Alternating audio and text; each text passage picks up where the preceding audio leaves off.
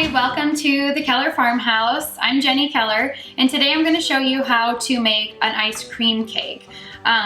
With Father's Day just around the corner, this is a really great dessert. I know my husband gets sick of cupcakes and cookies because I make them all the time, and so we usually make him an ice cream cake. But this is also great for any summer parties or birthdays. What you're going to need is a springform pan. If you've never heard of a springform pan, or if you've seen them and you didn't know what they're for, this is what they're for.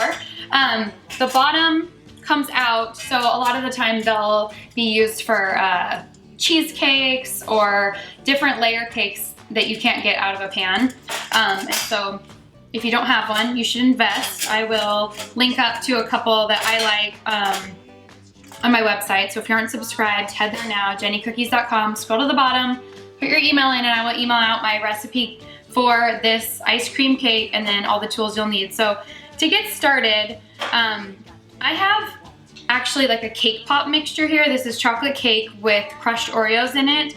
This recipe is in my book, but if you don't feel like you want to do all of this, you could also just do kind of like a brownie bottom, or even like a cake just mixed up with some icing. I love like the crushed Oreo in there because it just gives it a little bit of an extra flavor. And so I'm just patting this down. You want something that will freeze.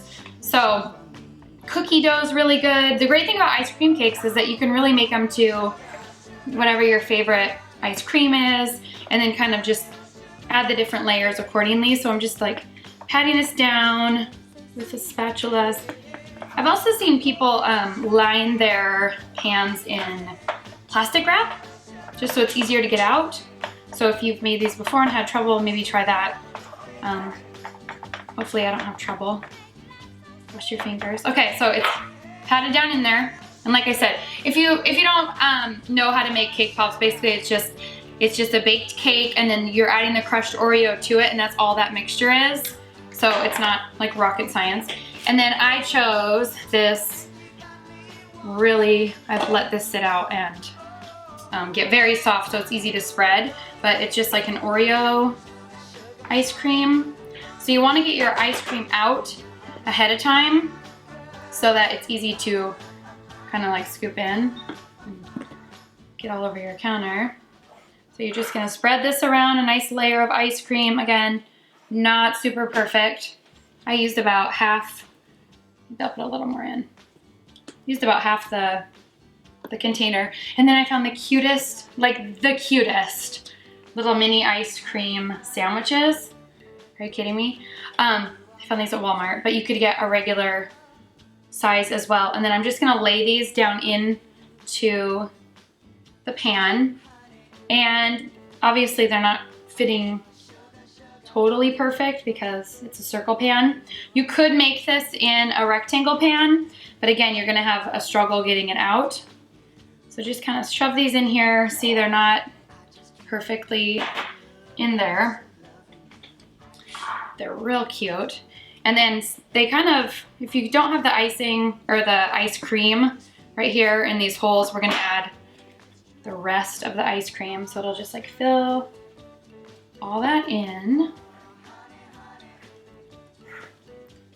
And then I also had some like cake scraps. So when I make cakes, I'll cut the top of a cake off to level it out, and I always save them for cake pops or really stuff like this. You never know. So I'm just gonna sprinkle this on top so you get like a cakey bite. I think my pan's gonna overflow here, putting so much stuff in. So once you have that spread around, you don't have to add this either. Like I said, the goal of this is just to show you how to make a really good layered cake. Pat it down. And then last but not least is Cool Whip, which I don't even have. Where's the Cool Whip? Off the camera. Nope, that one's empty. Okay, Cool Whip. My grandma always tells me to buy extra creamy, so sorry, Grandma. I got the regular kind this time, but I don't really think it matters. This freezes really nicely. So I'm gonna try and get this so it doesn't explode all over the place. And then I have chopped up Kit Kats. They have new Kit Kat minis, they have Reese's minis. Really any candy bar you like, you can put on here. You guys can see my burn. I got burned by my flat iron the other day. I'm a burn victim. Okay, so now once this is done, you're gonna put this in your freezer overnight and then cut it out and display it on a cake stand. But I'll show you what mine from last night looks like. I had to make 2 so you guys could see the final result. Okay, so it's been 24 hours. Just kidding, this is one I made last night so you can see. When you get your ice cream cake out of the freezer, I suggest maybe getting it out 5 or 10 minutes before you're ready to unleash it. Take a sharp knife very carefully. This is a great husband job. And just run it around the sides of your pan just to get it apart. This makes me very nervous.